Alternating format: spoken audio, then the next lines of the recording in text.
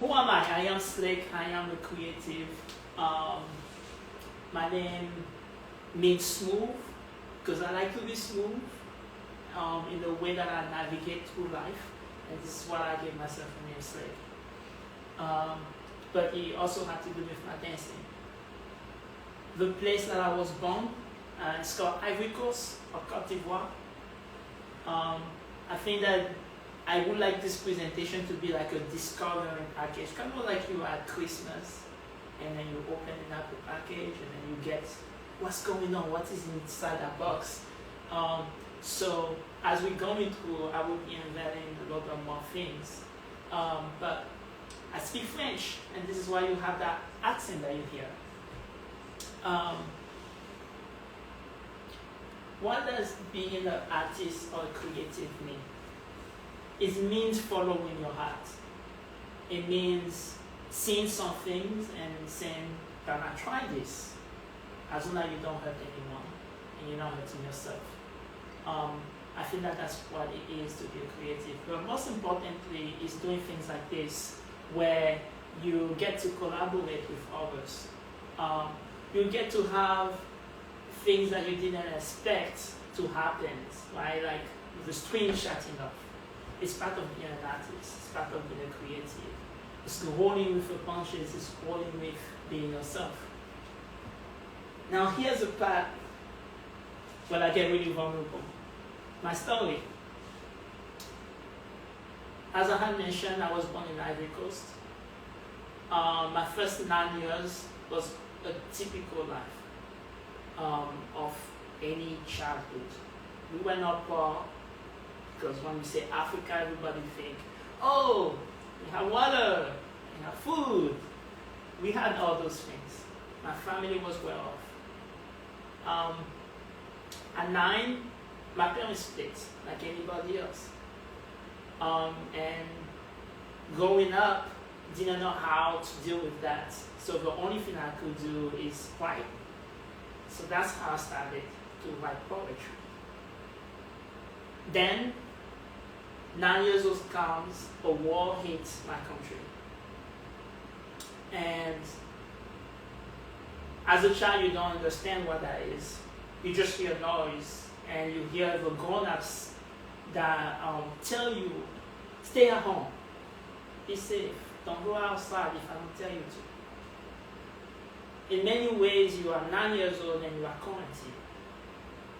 It's interesting that now the United States, Europe, all those developed countries have got to experience what most of the world have been experiencing for years, where they cannot go outside, they cannot get their food, even if they have the means to do so. I lived that when I was 9. It's not because the people in that country was wrong, were bad people. It's not because we didn't have love. As a matter of fact, Ivory Coast at the time was the United States of Africa. We welcomed a lot of people. So I'm my first white person in Ivory Coast. And just like you, when you first see a person, you're just like, whoa, you're different. I kind of like it, and I'm curious. Curious about your hair. I'm curious about what are you wearing. I'm curious about your accent. I had the same experience too. But that's also when I realized that we live the same way, and we are all humans, and we all have the same needs at the end of the day. And during this conversation, where I'm going with this is that I want to talk about, instead of focusing on the differences, why don't we focus on the similarities? Because that's when you welcome the energy of collaboration. And maybe one day you can find to do something a little bit better for yourself, or maybe it's not better, you just like it that way. And I think that artists do that the best. We take something that is supposed to be nothing, like just writing A and M and a word, and then you make it a beautiful melody for ears, for the soul to cherish. I'd like you to sit down that. 9 years old, I used to wake up to This might sound a little bit like a poetry, but at 9 years old, I used to wake up to whistles. It was the most beautiful sound I heard. Until I realized somebody got hit on the overworld. He was 7 years old. I wondered where my mama was. She was not there because she lived in a different country. I cried. I prayed. I realized that I could only use my words and my steps. I remember the step that my dad was teaching me on a Saturday morning. I used to not want to wake up at 7 o'clock to the drums going on in the house, of a discotheque, of a disco, of the sound of the Malian music going on. Maybe it was jazz that day, or maybe it was blues, or classical, or Renaissance. My dad loved music. My dad taught me my first steps of salsa. I'm sure you want me to do it. I can still do it. These were my first 4 steps. And those 4 steps I never stopped. And I kept dancing. So that's a little bit of my story. I feel like I shared a lot. But trust me, all this have guided me to what is my answer to that first question. And I said, why do I do what I do? What is meaningful art?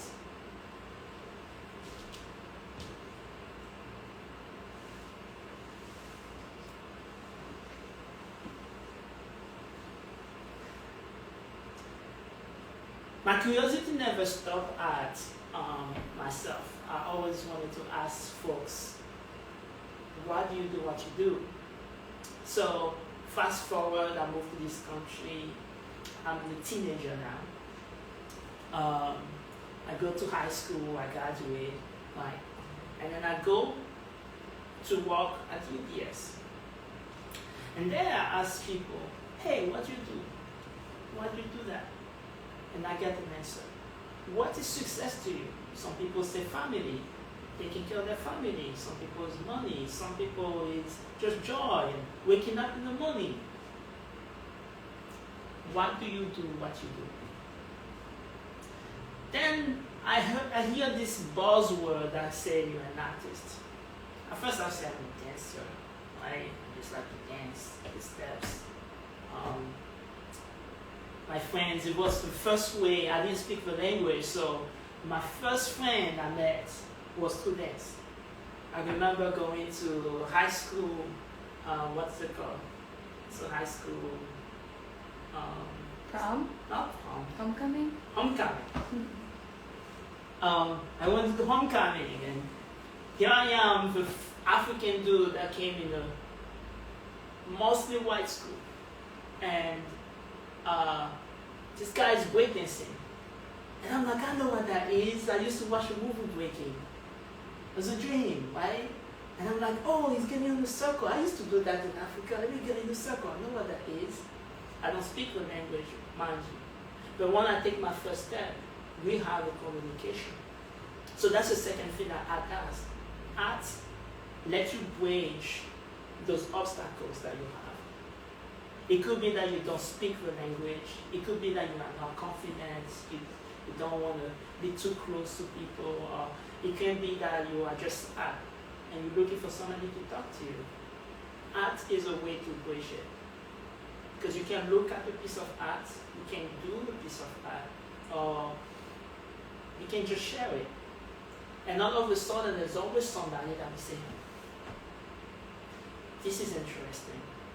Or somebody that will say, I hate this, I don't like it. But you got the reaction out of them and you interact. That's what does art.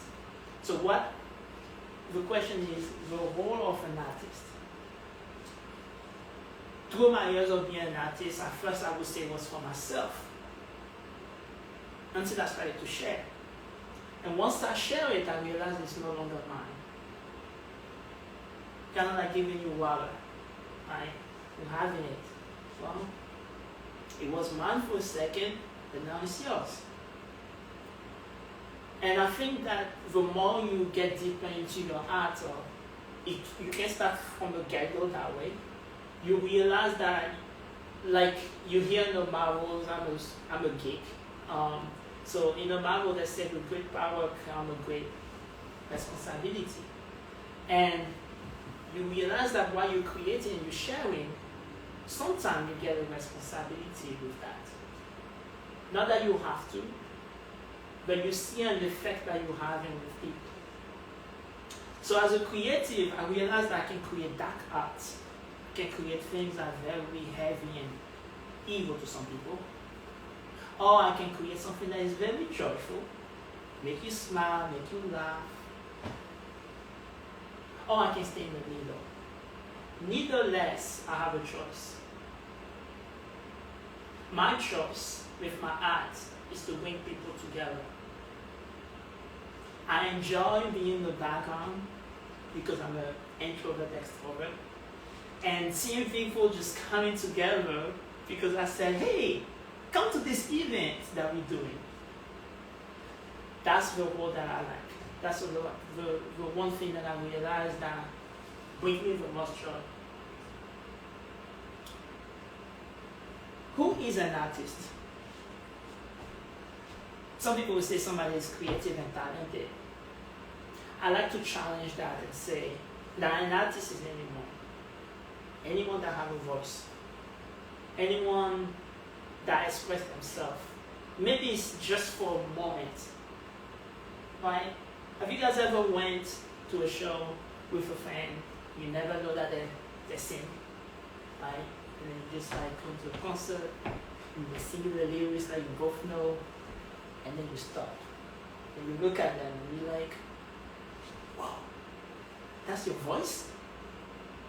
At that moment, they become your Da Vinci. They become, can you name an artist?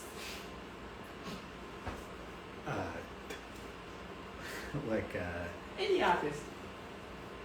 Oh, like a singer. Like Bjork. You are Bjork, right? At that moment, your friend becomes that Bjork. That's why I say anyone. Now, on the same token, your friend can be singing and you're like, whoa, buddy, chill for a second. But that's also art. Art is not always beautiful. Art is also art. It's all about an expression. To me, when I see that person is not that great at singing, because they're sharing and they're in the moment, they're also my Bjork. And I would say, well, maybe you develop a work beyond that, but you might be Bjork at that moment. It's not about the quality, it's about you sharing, it's about you expressing yourself.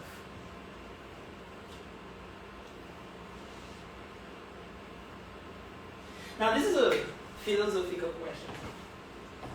It goes, does culture move art, or does art move it? But what is culture? Is it the way that you eat? I give you this story, it's one of my favorite stories. So you go to a village, right? And in this village, people eat the mango, right? And the mango, some people eat the skin. And then the second village, those people don't eat the skin. They cut it, they eat the meat inside. That is culture in a nutshell. Behaviors. What we are used to. What was taught to us when we were growing up. At one point, that village realized that you can eat the skin. And by the way, if you eat the skin of a mango, you get a lot of vitamins from it, so do that. Make sure to wash it though, because there's a lot of chemicals these days. But I grew up in Africa, we eat the skin. Just bite into it. Then I moved here. Oh, got some knife.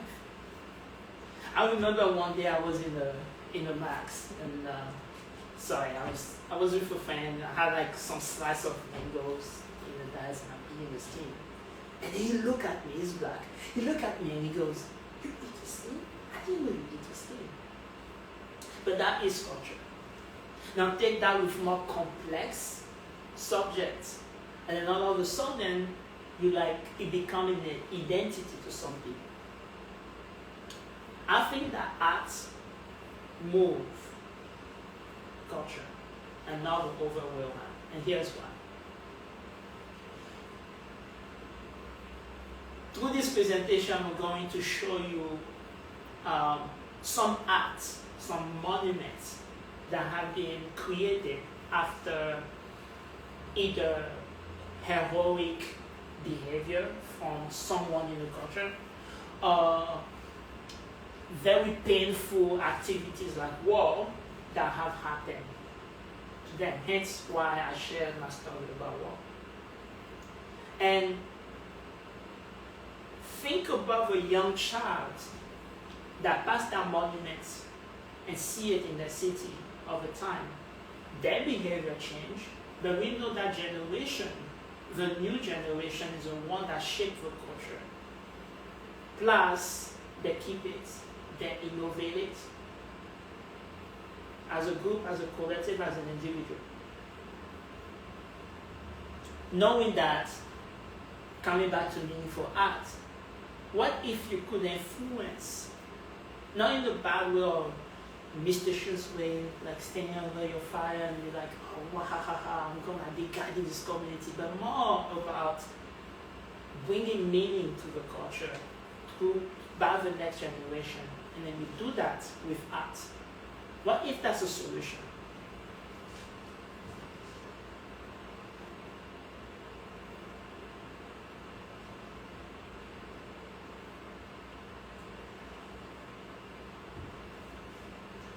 So we have art here from all over the world. This art means different things. A little disclaimer while choosing those pictures, I was not going about just a history. I was not going of whether it was good or bad. I was just showing you that those are some things that have been commissioned by the cities as a collection to create after an event or to preserve the culture. We have here the Battle of Bennington. If you're in Europe, you know what that is. We have a monument to the women of World War II if you're in England. You have a war of no return in Benin. I'm half Benin, my dad is from Benin. And I can say more about that, but I will be biased.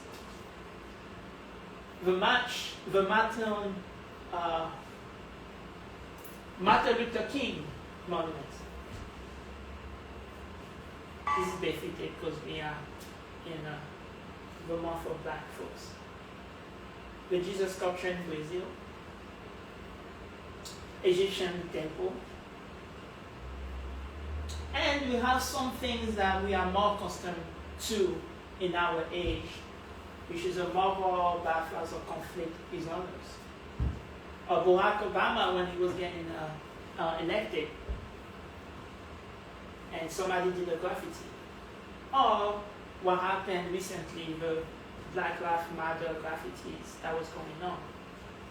I show you those pictures with a goal in mind. And that goal is that every single time that we need to heal, we create a monument, which is a piece of art. To either remember so that we don't repeat the history, or to give closure and meaning to each other. To someone, you say just a piece of rock, and a lot of things showing a person. But to others, it's more meaningful than that. And that is what art can do for you.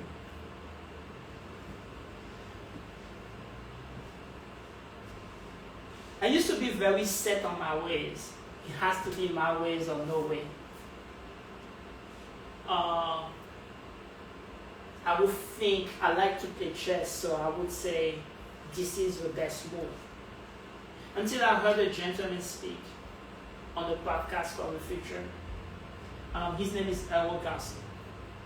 And he said this: if you change the way you look at things, the things you look at change. This quote did a lot of things for me in giving myself closure to the traumatic things that I went through when I was younger.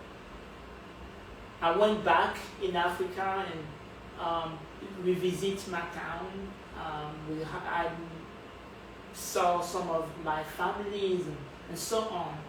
Another quote that a very powerful woman in my life has said, which is my aunt, she said, when you grow up and you go back to where you're from, your perspective changes because now you are seeing it in the lens of an adult. And this quote represents that exactly. If you change the way you look at things, the things that you would like change. I would like I started with a promise, to be very honest with you and ask you, and also be present to ask you to really put that in mind. And wherever you're at in your life right now, and whatever is going on in your life, is really try that. Change the way you look at things and see what happened to the thing that you were looking at.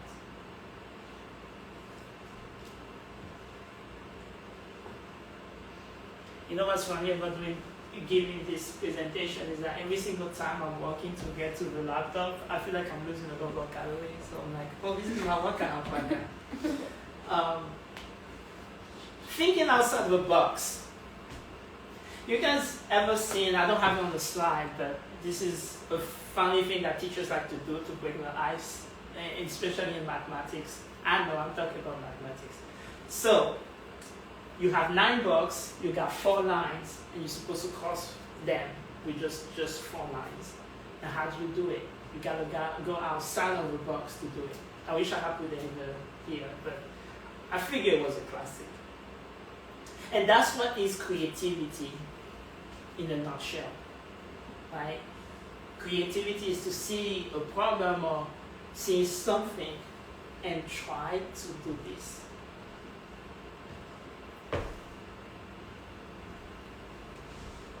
Until you find a solution. And I think that artists do that the best. We have a lot of issues in our communities. Earth is dying slowly. We still have a group of people that have been oppressed for many years that are still fighting for their right. Yes, we burn, we broke buildings, we did those things, but I like to ask the community, what are the little changes that we have made? I don't have an answer to that. I'm not the know-it-all. But one thing that I do know is that we need to inspire the next generation to think, not just critically, but also with their emotions. And that's what art does. That's what creativity does. Because it makes you look outside of the box.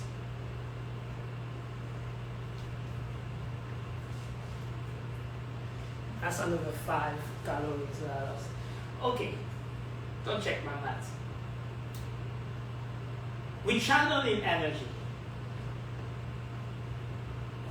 People ask me, are you religious? And I say, I'm not. I just believe in energy. I think that energy is everywhere. A matter of fact, in this presentation that has been designed, if you notice, I always use a white and a black. Not to represent because I'm black, and most people in this country are white. That's not it. It's to show the contrast between two things and how they can work together. It's okay to be different. It's okay to have a different view or point of view than I have and you have and so on. But it's also okay to find the points of reference where we can work together or at least cultivate some sort of energy together. But that takes criticism. And that goes back to honesty.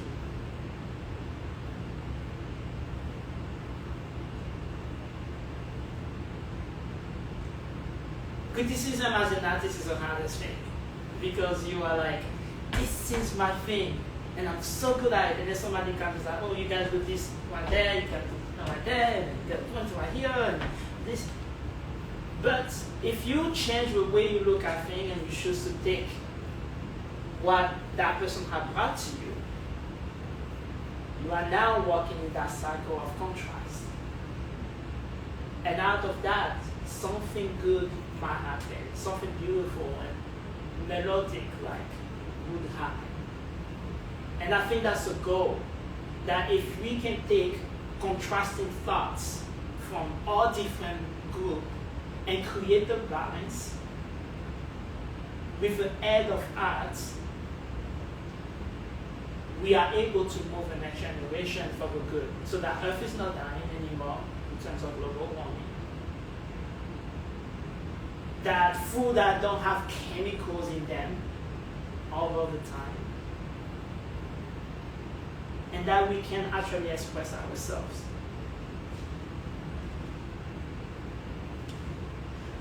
So with that in mind, as I was sharing with Ashley a couple years ago, I came up to a solution. I'm not saying that the company that I created is a solution to everything. All I would like to do is to inspire the next generation to do better than ours. I created a company called Slick Education. We have two goals. The first one, to help society speak about the subject that matters. Black Lives Matter, the LGBTQ rights, and what I call the equality spectrum that have to do with women's rights, earth issues, and so on. And then the second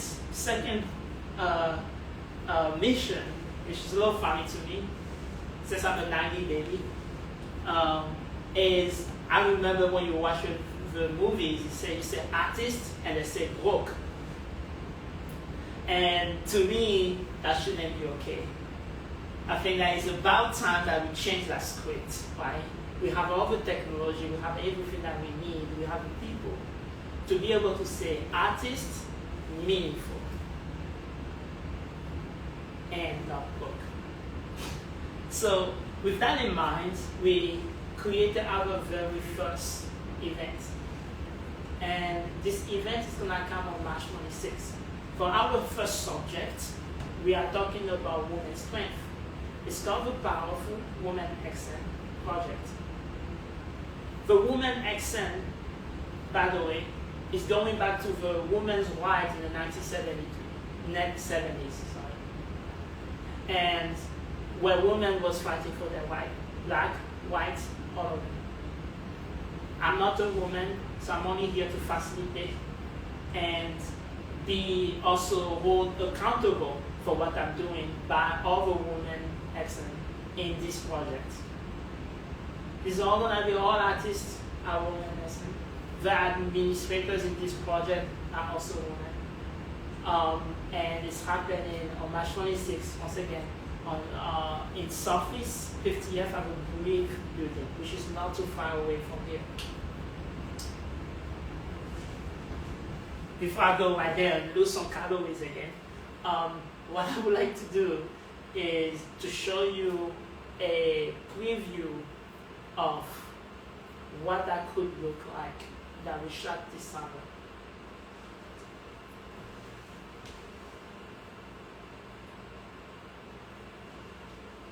I am blessed to be the tree between the roots. Just a second. By the way, can they hear? Even not the sound of it.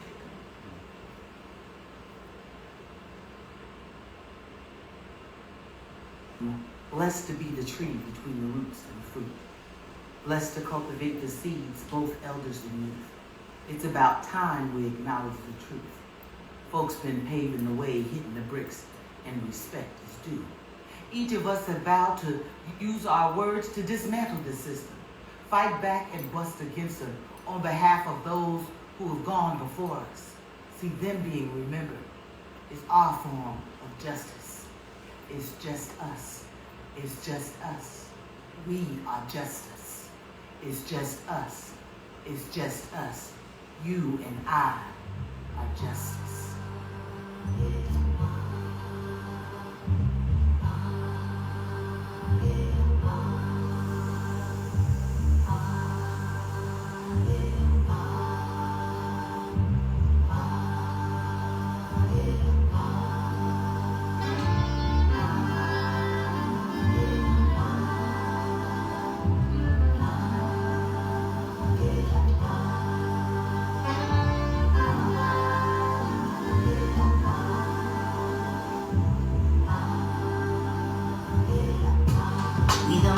damnation. You realize all the time we waste. You realize all the pain we face. These poor cup feminine libation. My gosh, we raise. Please sympathize all the lies we raise. Please realize all the time. Female energy, drank a couple quarters on my course, then I pulled up. If I rule the world, money's touch for all my daughters. Never asked for payment in the womb times 9. Now we see the blood on the street times try. Feminine energy, balance up the indestructible in the vaginal heaven in line. Heaven is mine, spiritual, lyrical, mother saying sweetest taboo, lyrical kind. If I was astonished by the level of shame, feminine energy, energy reign. Intuition and ambition, intuition strike. Intuition and ambition running through my.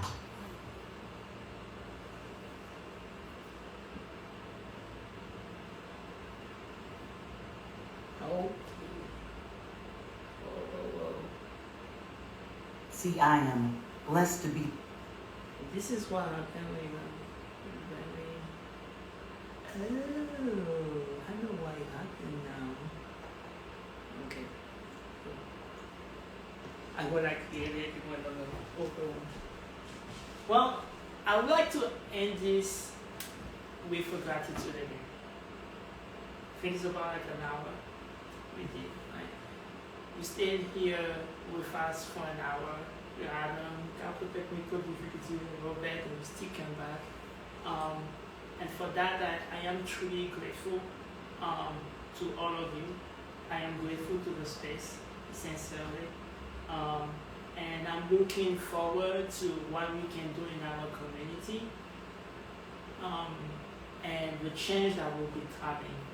And I just would like to let everyone know that this is not possible if young are not involved either. And if you would like to contact me, Slick Education on the IG, Lincoln for other business savvy folks, Slick Education. We can also look at Slick Control. And then my email is slick.control. I know I try to be fancy with a control at gmail.com. I will be open to questions if anyone have any. But thank you so much. Merci beaucoup.